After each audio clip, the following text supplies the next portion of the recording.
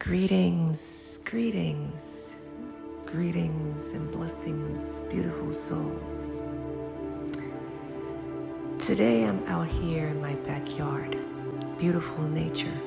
This is where I come to receive.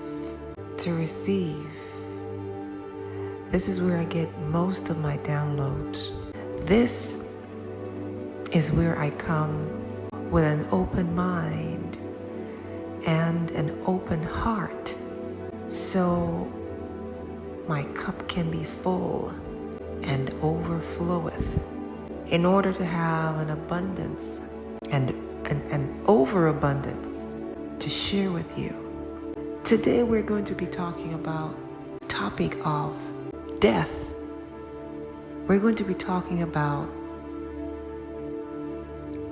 embracing the concept of death in order to live. Embracing the concept of death in order to become our best self. A lot of us are terrified of the thought of dying. We fear dying. After all, it is the unknown, and most of us are afraid of what we do not know. We're afraid of the unknown.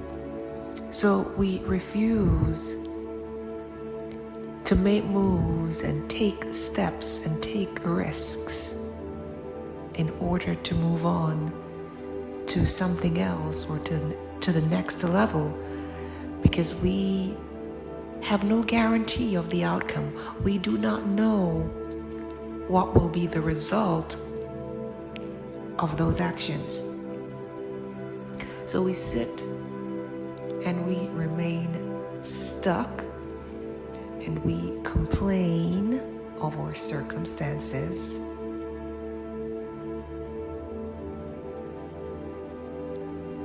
What is death? What is dying? When I think of death, I think of life as we know it ceasing, no longer existing. On this plane, at least. So what we know to exist on this plane, after dying or with death, all of that ceases. It no longer exists. But what happens after? Well, as far as I know, I'm not aware of anyone ever really dying and coming back to give us a report of what happened. But from what I've observed on this plane,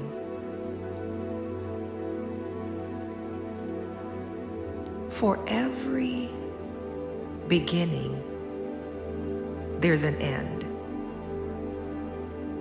When something ends, something else begins. Something has to end for something else to begin. So I look at the concept of death as a new beginning. And when I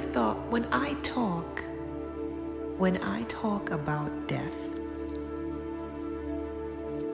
I'm not necessarily speaking about physical death. Of course, that is a part of it, but I'm speaking about the concept, which means in order for us to become what we want to become, what we are and who we are as we know it has to come to an end, has to die, has to transition, has to change. So, as for me, the moment I started to embraced the concept of death, I started to live. I found myself saying, if it kills me, I will be healthy. If it kills me, I will be great. If it kills me, I will become my best self. If it kills me, I will be the master of my mind. If it kills me, I will be the master of my feelings. If it kills me, I will be the master of my body. If it kills me, I will be the master of my life. We all should be the master of our lives. We are the master of our lives. The moment we become aware of that fact, the moment we assume the position, is the moment we will begin to see big changes in our lives. We have been handing our power off to different people and different things and different entities. We have been casting blame in the wrong direction, outwardly. The government, or family, or friends, the weather, the economy. The power is within. The power is within. The moment I realized that the power is within me and that I am my savior, I am the one I've been waiting for, is the moment I saw the shift in my life. It's the moment I saw the shift in my trajectory, my path. There was a time when I would sit and wait for a Prince Charming, a man, to come and sweep me off my feet, to give me the soft life and, all of the fantasies and the luxuries and the good things that we all desire. But I waited. I've had advances, I've had approaches, but they didn't fit the bill. They were not what I was looking for, from one degree to another. But there came a time when I found myself saying to myself, self, you are who you need. You are all you need. Work on yourself. Develop yourself. There's a lot of work to do.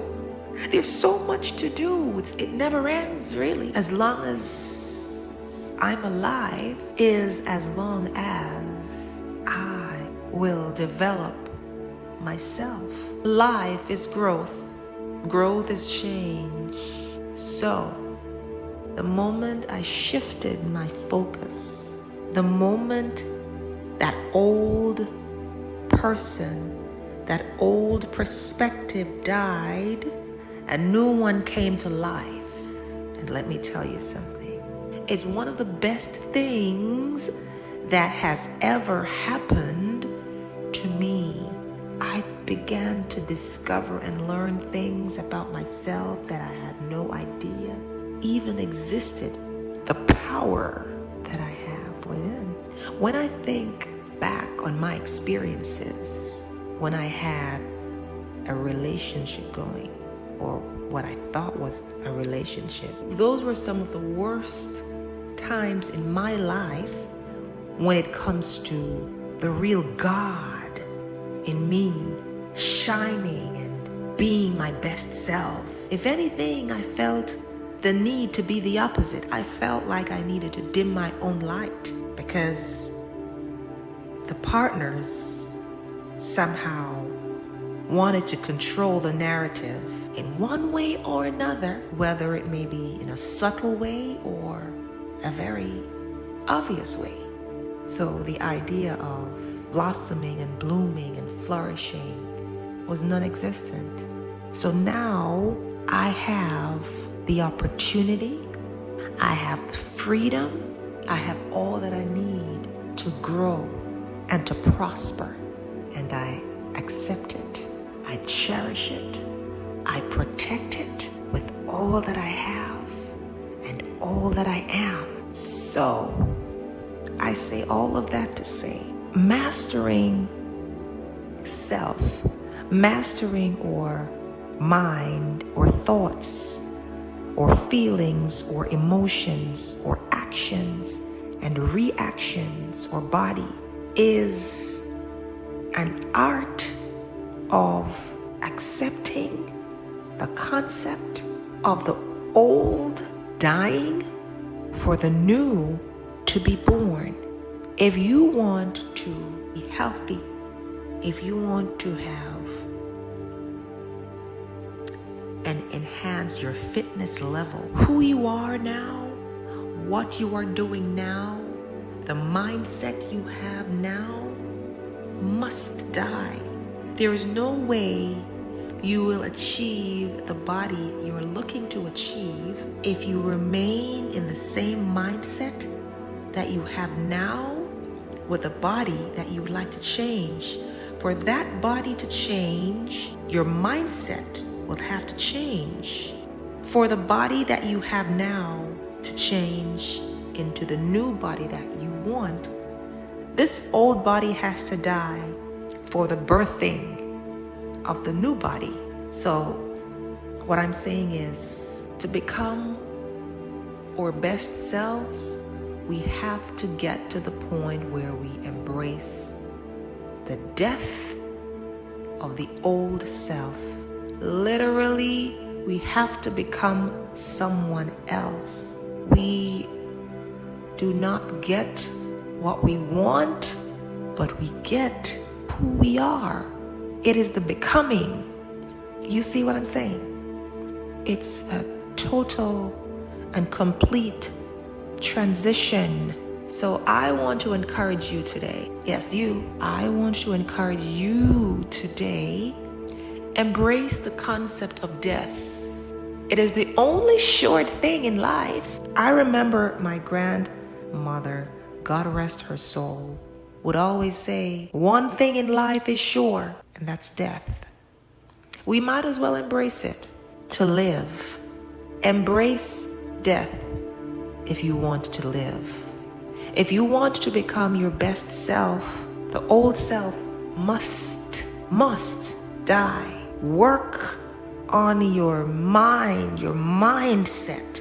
For those of us who are familiar with working with our hands, anything that causes calluses on the hands, calluses on the palm of the hands, whether from working out, lifting weights, doing yard work, the constant use of the hands and, lifting and working creates what are called calluses, little hard knots and little hard bumps. After a while, your palm, the skin becomes thick. It's a means of protecting and bolstering the hand to do all that work. It is David Goggins who says, callousing the mind, it's a thing. We have to learn to callous our mind to say, hey, if it kills me, I'ma get this.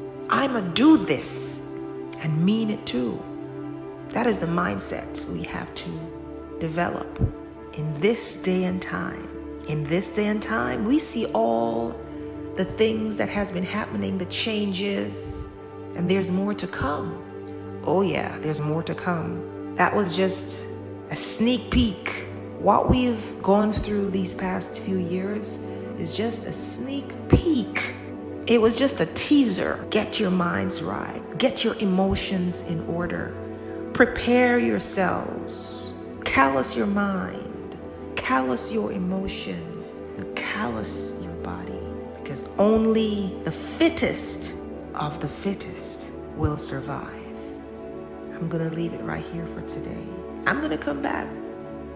As the downloads come in, I'll share them with you. Until next time, I wish you all the good things, health, wealth, peace, love, joy, and blessings.